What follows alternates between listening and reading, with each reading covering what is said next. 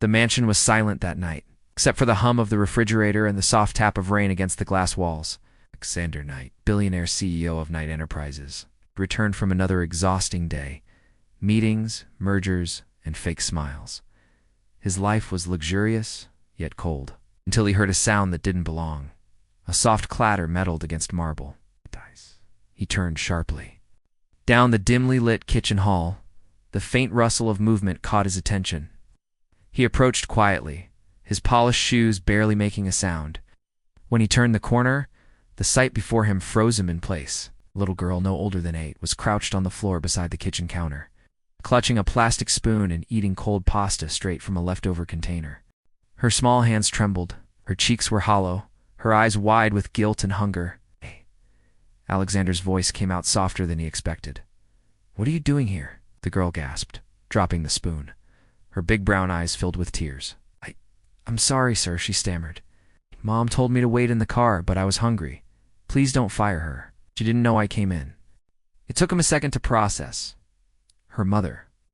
He realized who she meant: Maria, his maid. Quiet, hardworking, never spoke unless spoken to. Ow. He had barely noticed her beyond polite greetings. But seeing her daughter like this, scared, ashamed, hungry, did something to him he didn't expect. "Come here," he said quietly, crouching down. "What's your name?" "Out," she whispered. He smiled faintly. "Luna. That's a pretty name. You don't have to hide to eat, you know." Before she could answer, Maria rushed in, her face pale. "Mr. Knight, I'm so sorry," she cried, grabbing Luna's arm. "Please, she didn't mean to." Alexander held up a hand. "Relax," she froze, tears spilling down her cheeks. "Please don't fire me. I'll take any punishment. Just—" He cut her off gently. "When was the last time she ate a proper meal?" Maria bit her lip. I make sure she eats, sir, just sometimes. When I'm working late, she waits for me." Something in her tone broke him. Alexander had grown up with everything: luxury, servants, status. Yet in that moment, standing in front of a maid trembling for her job and a child desperate for food, he felt poorer than ever.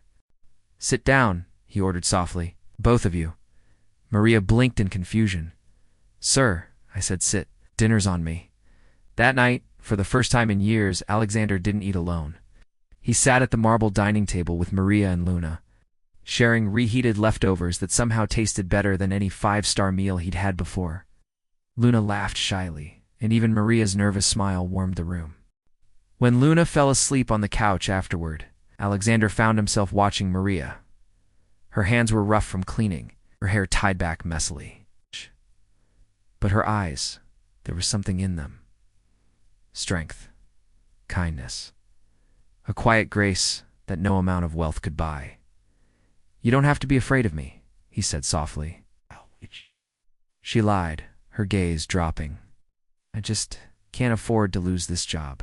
"You won't," he said firmly. Then, after a pause, "But you shouldn't have to work this hard alone either." Maria looked at him, confused. "What do you mean?" He hesitated. "I mean, you've been cleaning up my messes for months. Maybe it's time I cleaned up a few of yours." Over the following weeks, Alexander's life began to change in quiet, unexpected ways. He arranged for Luna to attend a good school.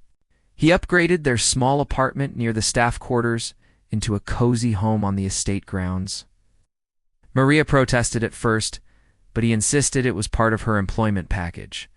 But the truth was, it wasn't charity. It was connection. He found himself drawn to her warmth, to Luna's laughter echoing through his once lonely mansion. They became his family before he even realized it.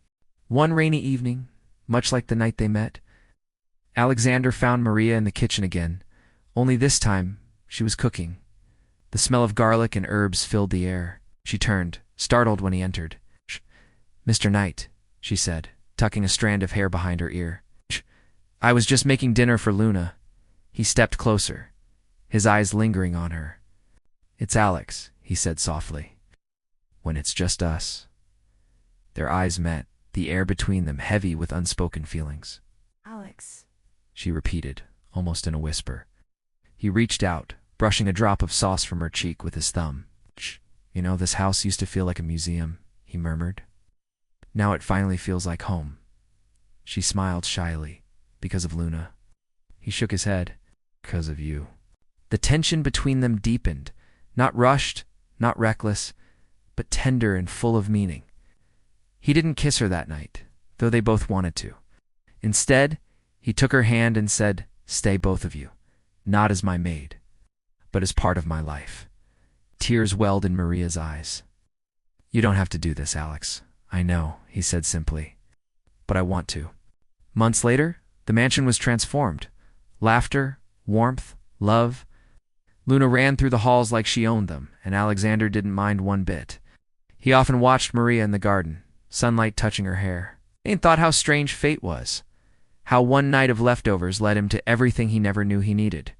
In the end, it's a billionaire who had everything found his heart, not in power or money, but in the kindness of a woman and the innocence of her little girl.